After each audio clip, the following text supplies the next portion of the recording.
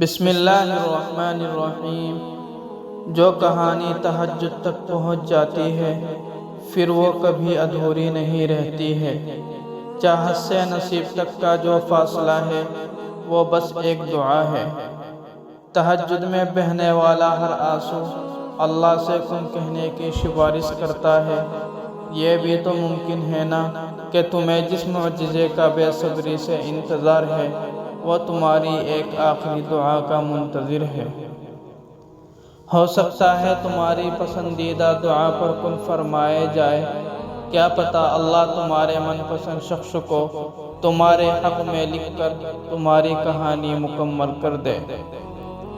تہجد رات کی تاریکیوں میں ایک ایسا سنہرا لمحہ ہوتا ہے جب ایک بندہ اپنے خالق سے سرگوشیوں میں گفتگو کرتا ہے، جب عرش اور فرش میں کوئی فاصلہ باقی نہیں رہتا اور نہ ہی آنسوؤں پہ کوئی اختیار رہتا۔ تہجد سے تقدیر بدل جائے گی۔ راتوں کو اٹھ کر اللہ سے مانگو تو صحیح، اللہ دل کی باتیں سن لیتا ہے، پھر چاہے زبان سے کوئی حرف ادا ہو یا نہ ہو۔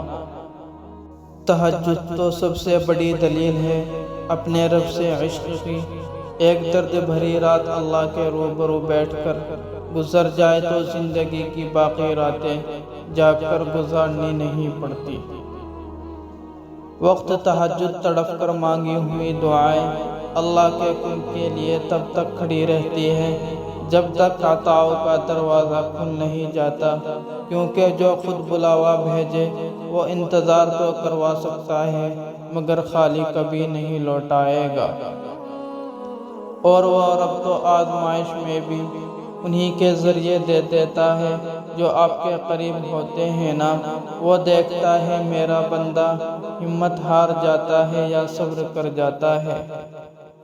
اس کے کن کے جب کا وقت آتا ہے تو وہ معجزے ہونے لگتے ہیں جو تم کبھی سوچ کر رد کر دیا کرتے تھے کہ ایسا ہونا ناممکن ہے۔ ممکن ہے جب بھی تم نماز کے بعد دعا کرو گے اللہ تمہیں خالی ہاتھ نہیں لوٹائیں گے۔